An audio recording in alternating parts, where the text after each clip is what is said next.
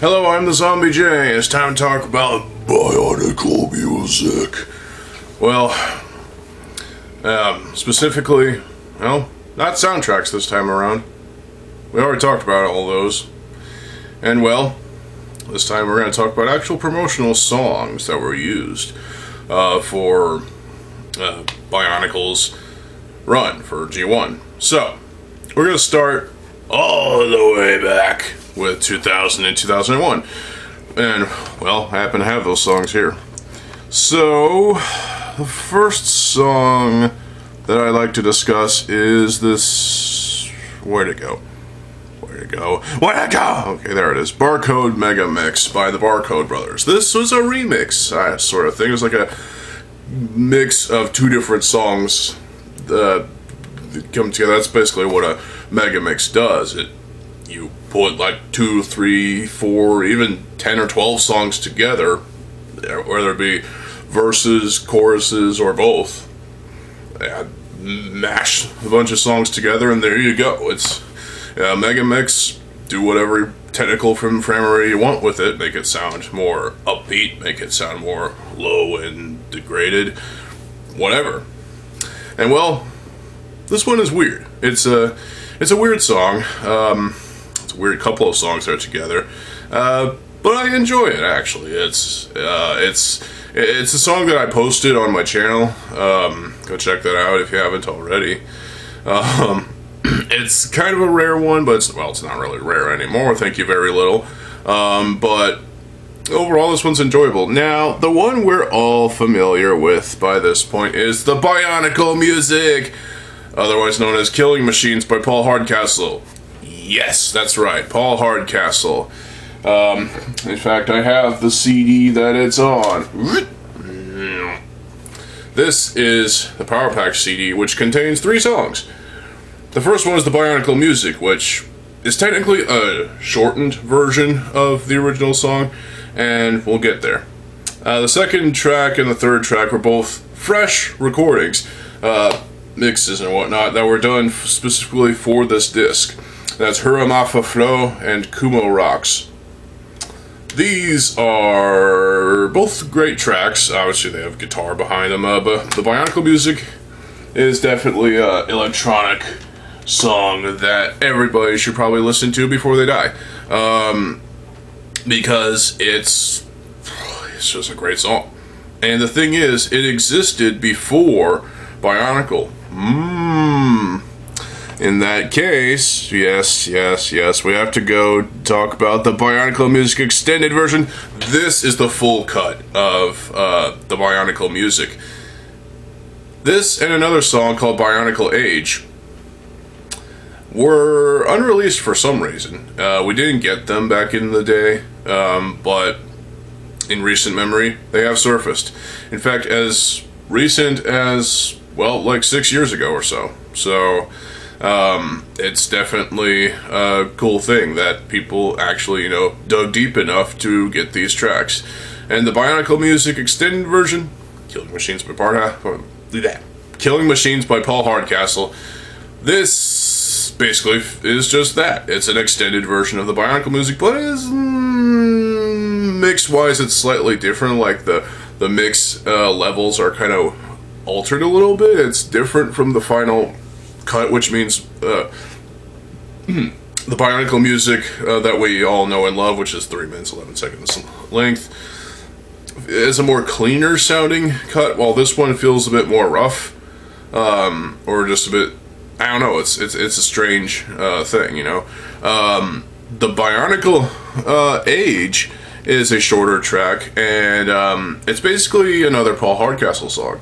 It's Bionic Age, but for some reason it was renamed to Bionicle Age because this was going to be used at some point, but it just never was. I see these 2 songs being added as bonus cuts to that CD and released as an EP later. In fact, I actually did that, but I didn't upload it anywhere, so wait, I did. Did I? I don't remember. But yeah, the Bionicle Age is definitely a fun track. It has vocal work. as like pseudo-rapping, which is interesting. I'm not sure if that was Paul himself doing that, but he did a great job, and it's hard to tell the exact lyrics that he is spewing out of his mouth. It is interesting. The one that's probably most famous is, "Welcome to the Bionicle Age." Yeah. Oh, I love that. That's so awesome. This song, along with the song "Obey the Force," as well as "Hard as Hell," both prompted me to check out the album from 2009, "01," which is kind of like an extended, reconstruction of an earlier album. It's up to like 15 tracks, I think, and a couple remixes, some redone tracks. It's a really good album, it really does. It was only released digitally, and well, I burned it to a CD, so yep, there you go. Released in 2009. This is just fantastic work. Good job, Paul Hardcastle. But these are not the only electronic bits. In fact, these are not the only songs in general that we got from Bionicle for music. In 2002, there wasn't a promotional song. There was just continuing with the Bionicle music. And even the Bionicle music was still used in 2003. But in 2003, we also got a couple of songs. And I absolutely hate this song, but you might like that, which, tell me why in the comment section below. And that's Bionicle Brain. Insane Bionicle Brain. Insane without a brain. Yeah, I hate this song. It is so cringe. It is so stupid. It is lame. Only for the fact that it is Bionicle related. That's the only reason I actually listen to it in general. But for the most part, I avoid this song. It is basically a shortened parody of Insane in the Brain by Supercell. Wow. Swift and Danny, I have no idea what was going through your heads when you did this song. At least the lyrics, I guess, they were a bit cheesy, to be honest, but at least they were, I kind of understand where they were going for, but, like, it kind of works lyrically, but it's just kind of cringy, especially with the vocal performance on the song.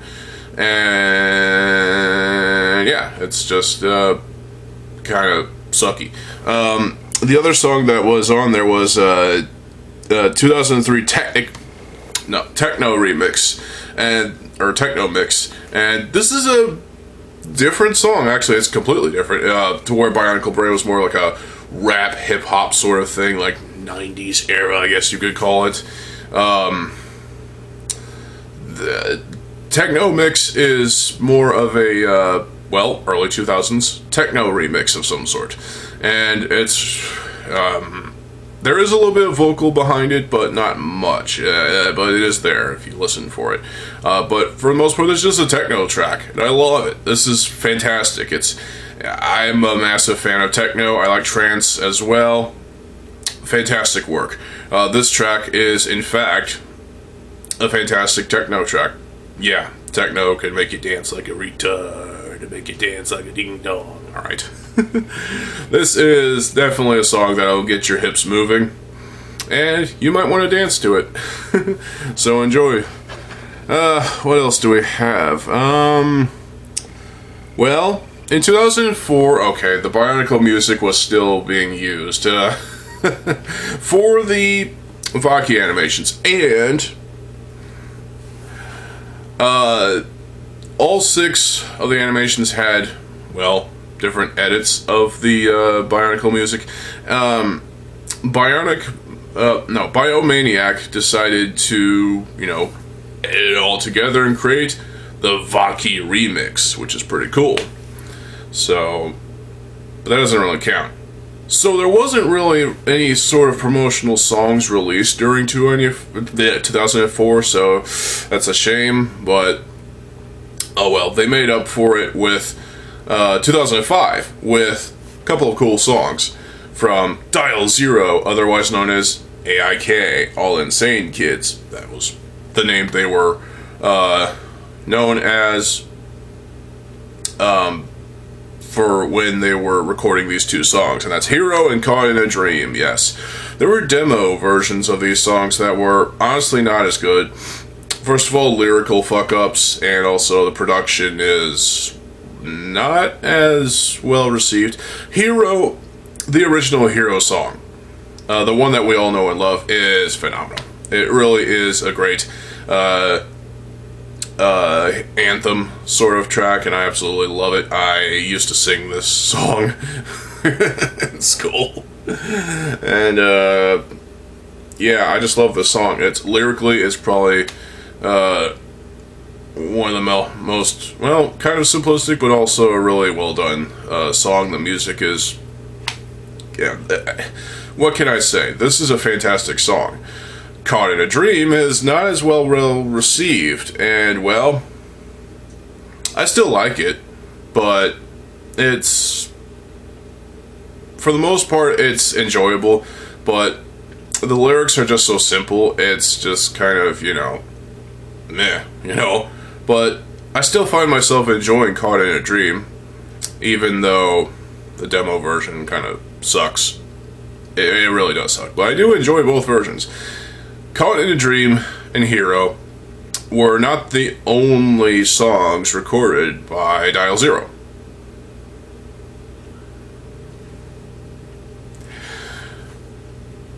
So let's go back. They did release a couple of songs before, but they did release a debut album called Dial Zero in 2005, and it has 12 songs on it.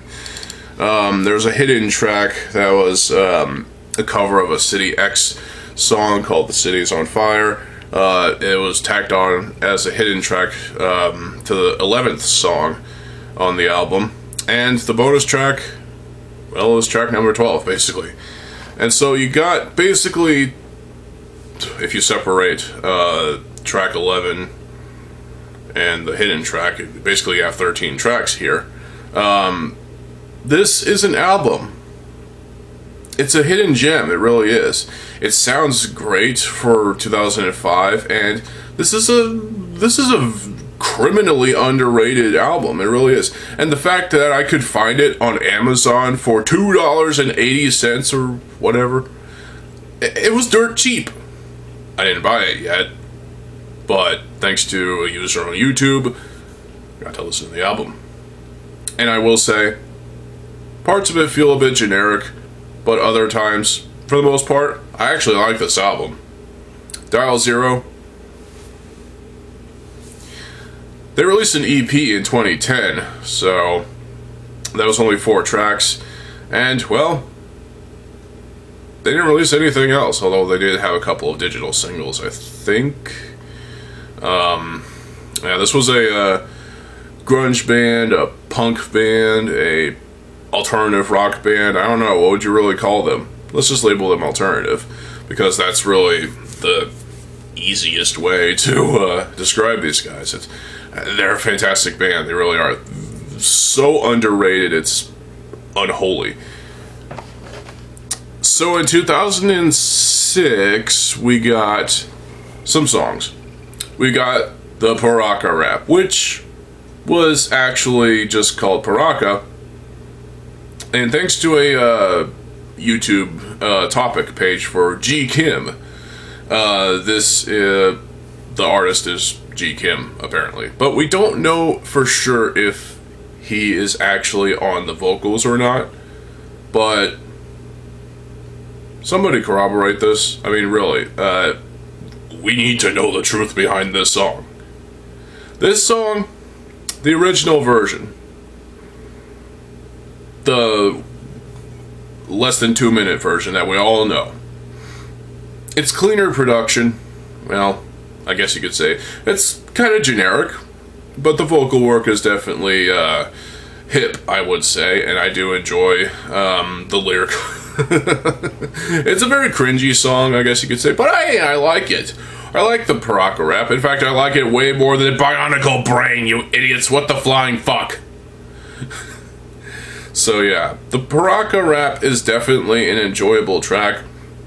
You just gotta give it a chance, you know? Give it multiple chances. Go on, listen to it. There are people that actually don't like this song. Looking at you, LJ. And, hey, to each their own, you know? So, there's no real reason to not like this song. It was used for Bionicle. So, of course, it must be good. Well, this is not entirely the case. It's still an enjoyable track, but the beats are a bit typical. The whole construction of the song is what it is, really. And it's fantastic. But there was a extended version which had a much different production to it. Extra lyrics. It was extended to about 2 minutes and something seconds. Let me check. Yeah. 2 minutes and 27 seconds or whatever. And, yeah, I like this version too. Not as much as I like the original, because the original just was short and to the point. I could recite the lyrics pretty much without a problem. In fact, I did a death metal vocal cover of the Baraka rap. Go check that out if you haven't already. It's still on the channel for death metal fans. So yeah, Baraka rap versions 1 and 2 were they're great to have. The second version was found on a Jetix promotional CD from 2006. And yeah, the Baraka rap, while some people find it to be cringe, I find it to be actually enjoyable, more enjoyable than Bionicle Brain. Alright, let's move on. So the next song, promoting the Inika, was Move Along by All Insane Kids, or not Insane, the All American Rejects. Yeah, pop punk, power pop, alternative, the emo to some degree.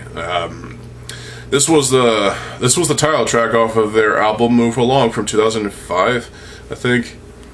And well, I mean, the song is pretty good. I do like the song.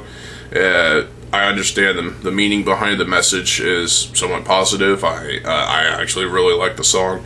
I remember singing it on the bus one day, going to school. And well, I just like the song. It's pretty good. The rest of the album seems to be about the same in a way, in terms of the production and the overall sound quality and the delivery of the songs. When it's what can you say, honestly? What can I say? It's all the same, to be honest. But Move Along was definitely a very good song. The promotional material involving the All American Rejects was definitely interesting. However, I would have liked to see Shine Down be used for Bionicle instead of the All American Rejects, but I'm glad we got Move Along, and the album is not bad, to be honest. Now, in 2007, we got a trio of songs. First was Creeping in My Soul by, well, at the time they didn't have much of a name, but eventually they were named Cryoshell, and there we go. Christine Lorenzen was on vocals. She was fantastic. There was a demo version of the original song that was on the promotional Baraki CD, I think. And of course it's on the Biomedia Project. All this shit is on the Biomedia Project. But the demo version had elements that were not on the final song, including an extended third chorus, I guess. I don't know. But basically elements of the original song and the demo were kind of put together and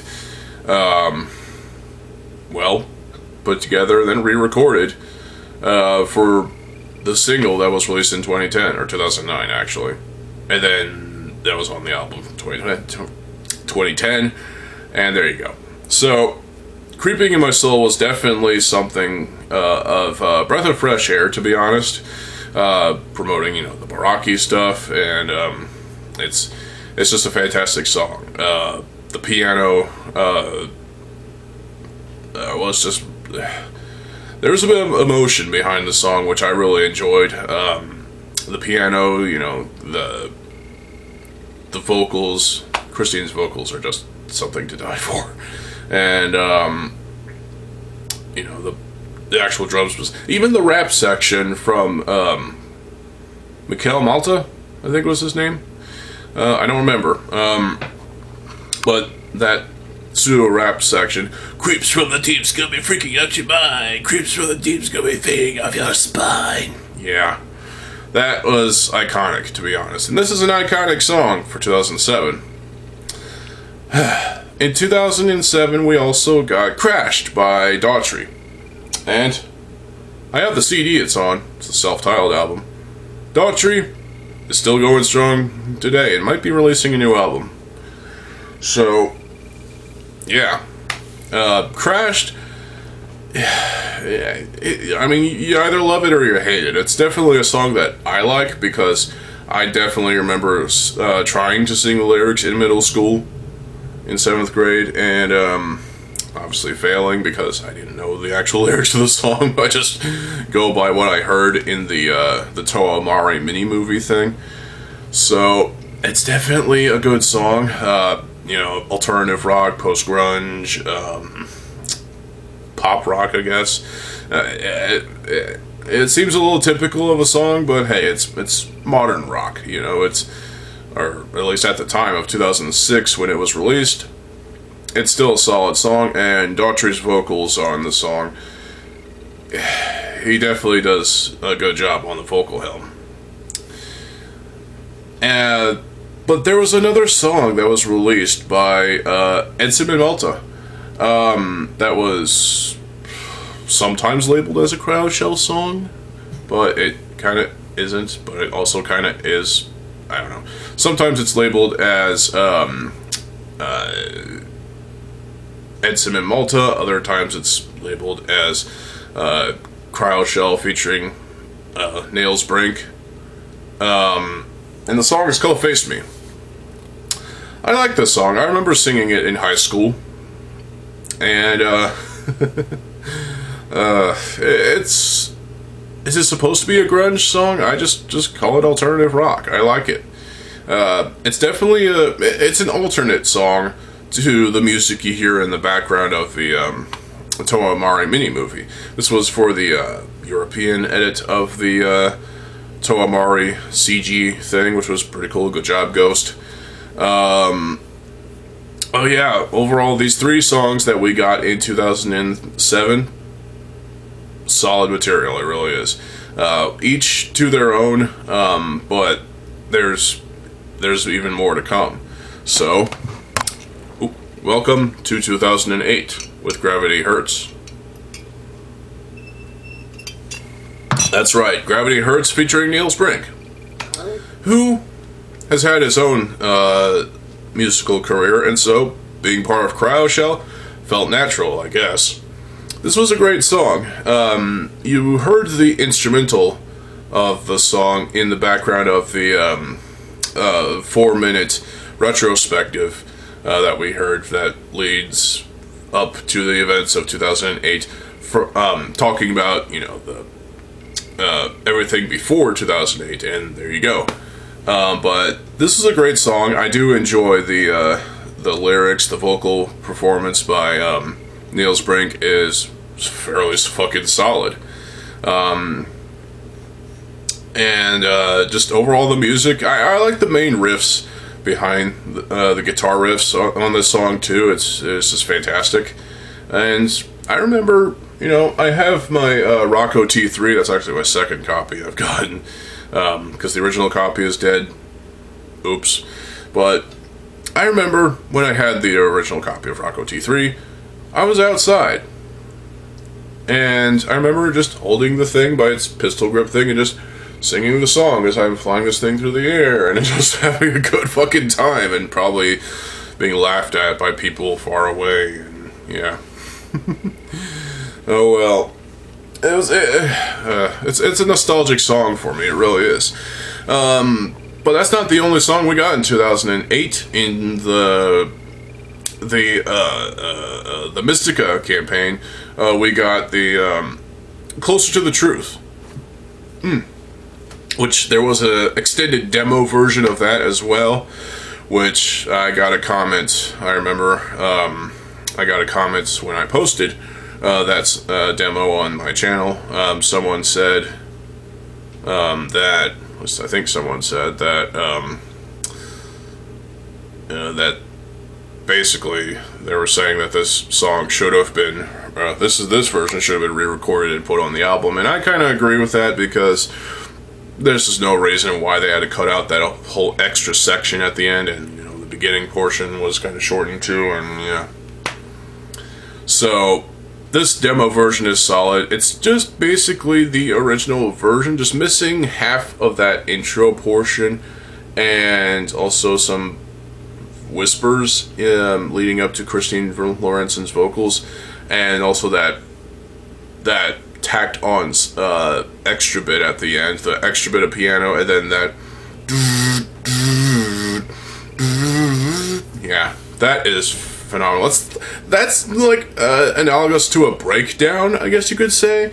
I guess you could call that Cryo Shell's breakdown moment in that song, and it's fucking phenomenal. I remember singing the original version of Closer to the Truth, which which is the shorter version, the main version that we see. I remember singing that song in high school. Whether it was 9th grade or 10th grade, I just remember listening to the song and singing to it on my iPod. And rest in peace, iPod, you're dead now. Yeah, I missed that thing. Actually, was it? I don't remember if it was the iPod or if it was that. What I currently use is my Kobe Media MP3 player. I don't remember. Point is, Closer to the Truth is definitely my favorite Cryo Shell song, but yours might be something else. So it has a pseudo-depressing tone to it. I mean, I love Christine's vocal work. The piano, once again, is fantastically done. The guitar riffs. What else can I say about Closer to the Truth? It's fucking phenomenal, and I love it. Now, in 2009, we got at least 2 songs. And this is kind of... I don't know what else to say other than, well, the first song was Bye Bye Babylon by Cryo Shell.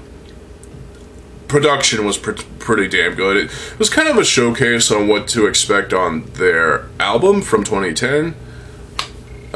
This version of the song was the shortened version, basically. It was like 3.5 minutes.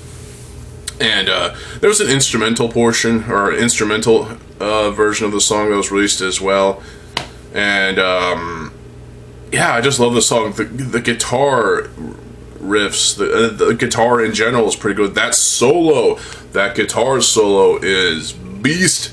Once again, Christine Lorenzen sounds awesome on this song, maybe even better than on previous material. Who knows? But I mean, that's all opinion based anyway. But you know, Bye Bye Babylon, as awesome as it was back then, there was an extended version. And I have a theory about this one. The extended version, I believe, is what they originally recorded before, well, there was one word that needed to be removed, and so they did that. Shortened the song down to 3 minutes and a half from where it originally was like 4.5 or so minutes. And yeah, so we got the full cut of the song on the album, called the album edition. And well, this song is just fantastic. It's symphonic rock in 2009, and lyrically it's fantastic too. I can't complain about Bye Bye Babylon. It's not my favorite Cryo Shell song, but it's still fantastic. The only other song we got in 2009 was Ride by Presence. However, This song, the original version, at least the album version, was actually released on the album Presence, self-titled, in 2006. I thought that album was released in 2007, but I was mistaken. Apparently it was released in 2006. And this band is a rock band. If I had to guess, I'd say, you know, post-punk, or not really post-punk, but like alternative rock, punk, something, punk, bleh, whatever. It's alternative. Let's be honest. It's a great band. I mean, their earlier material was solid as well. They had an album called Rise, and their last album was their self-titled album. It's clear this band wasn't going to be as big as, you know, other bands of the age. So, Presence with the song Ride, I just really like this song a lot. It's short, it's less than 3 minutes, yes. But the thing is about it, though, there had to be a Bionicle cut, because damn, yes, damn, they used the word damn in the song, that had to be, you know, removed and replaced with now. We're turning something, yeah. Censorship.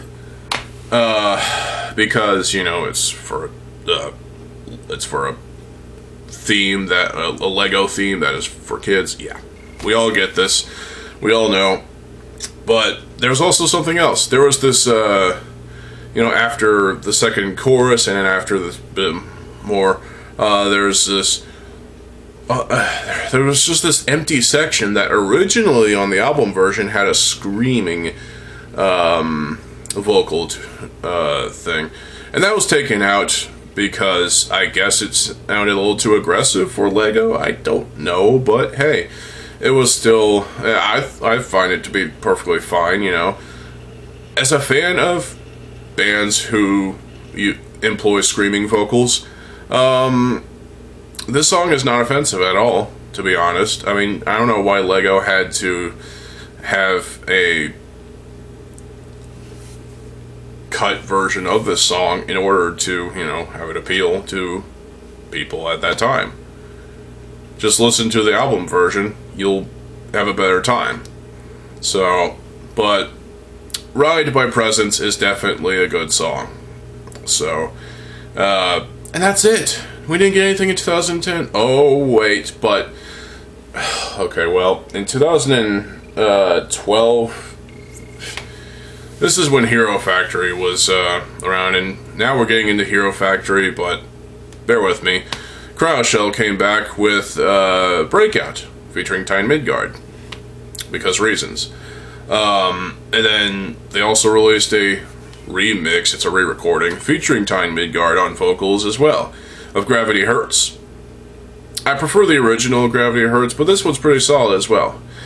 And, well, ever since then, Cryoshell's been releasing more singles, and still no second album. Speaking of which, in 2010, we did get Cryoshell's self-titled album. And, well, released in limited quantities, I guess. Yeah. However, you can download it off of iTunes or whatever. So there is that. 10 tracks. 2009 saw the release of a digital single, which was the re-recording of Creeping My Soul, which I felt was probably the more superior cut of the song, but I have particular nostalgia for the original song. Now, this album, I've already reviewed it. Go check that out. It's just, for me, it's the best rock album of 2010. Does that upset you? Do you have a better idea of what is the best rock album of 2010? You think that Linkin Park's 1,000 Suns is the best rock album of 2010? That's not a rock album, to be honest. If anything, it's more of an experimental album than anything. There are other albums that I liked from 2010, including Rob Zombie's Hellbilly Deluxe 2. I got for Christmas of that year, thanks to my, well, one of my aunts. I still have the copy here. Ah, come on. Yep. Good album. Deluxe edition was released as well, so I have that. Kind of have everything from Rob Zombie. That's my number one album of 2010. Cryoshell self-titled. It's a strong number two at this point, but sometimes I tend to put both of these albums at number one because, well, Cryoshell because of my childhood, because Bionicle, and Rob Zombie because he's my favorite artist of all time.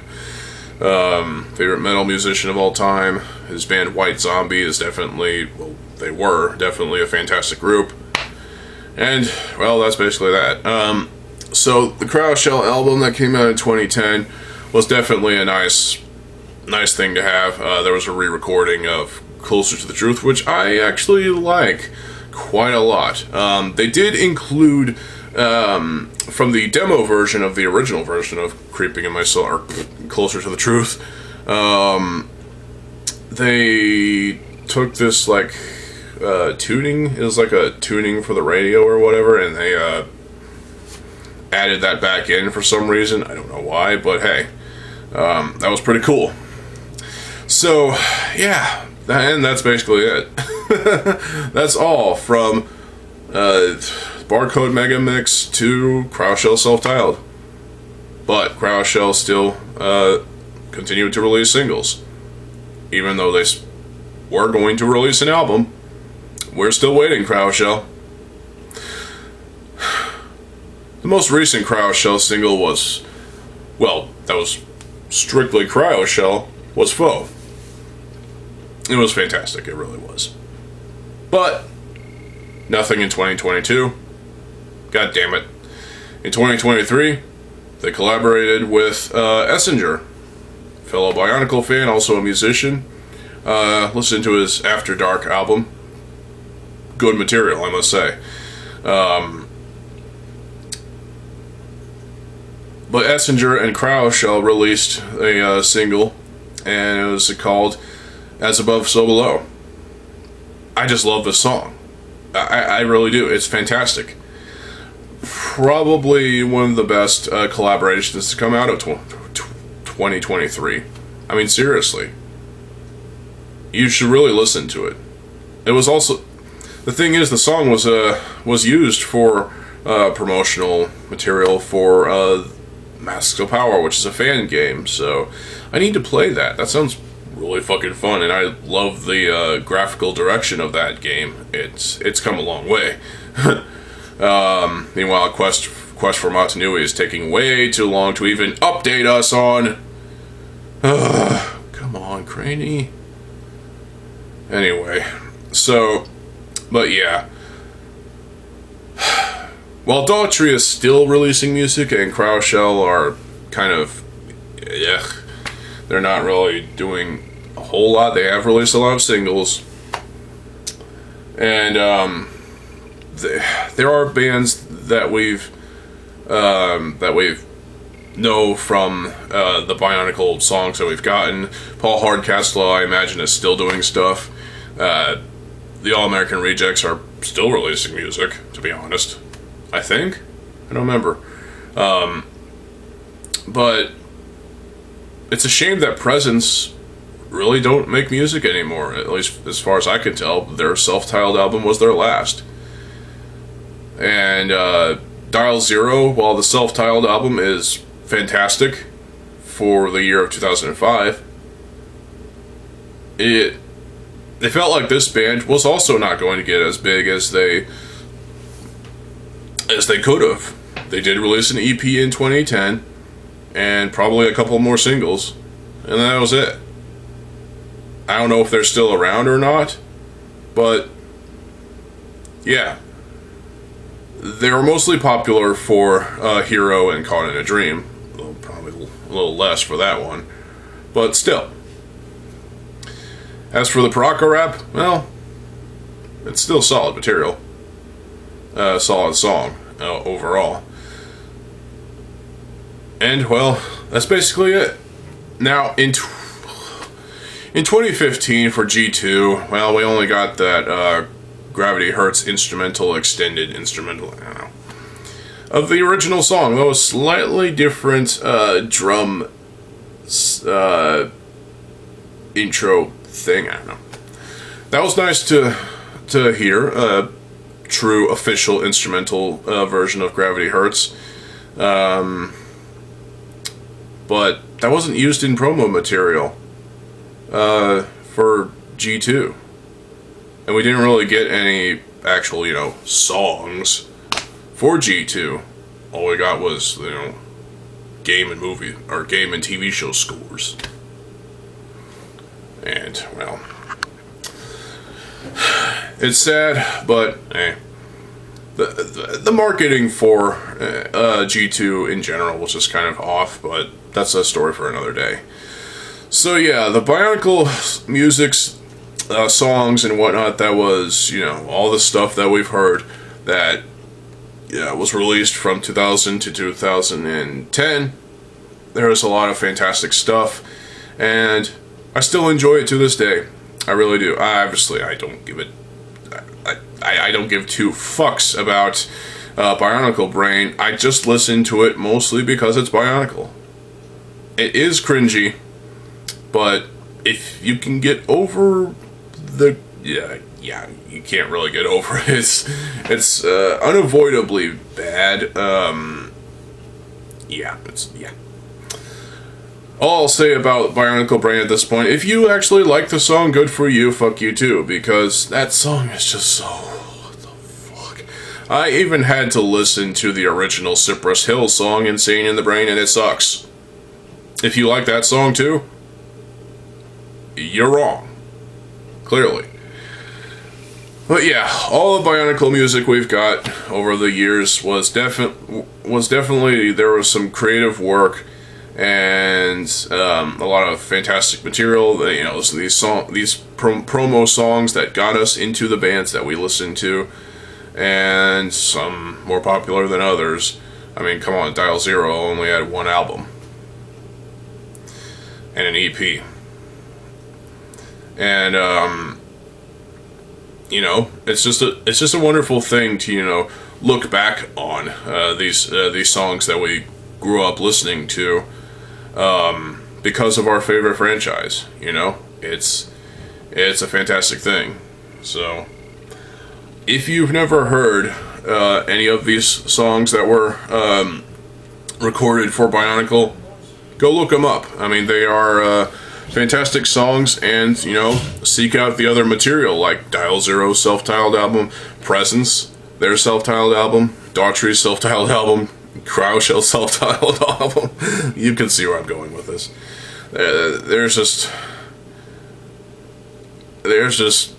some great stuff out there. And, well, because of Bionicle and because of these bands, I've managed to, you know, expand my musical repertoire and listen to a lot of different stuff. I listen to rock, metal, J-pop, techno, trance, soundtracks, scores, dark ambient, synthwave. Yeah, there's a lot of stuff I listen to, and it's definitely a nice thing to, you know, expand your musical repertoire and have fun doing so. So, if you've never heard the Dial Zero album, it's on YouTube. Someone did post it. I can't remember their name. Wyatt, I think. So, yeah, go check it out. It's definitely something. You know, you might enjoy it, you might not. But still, it's a solid album. It's about as long as this video is. So, yeah. I apologize that this video is so freaking long, but yeah. I just absolutely love the music and treasure it as well from my childhood, you know. So, and you probably do too.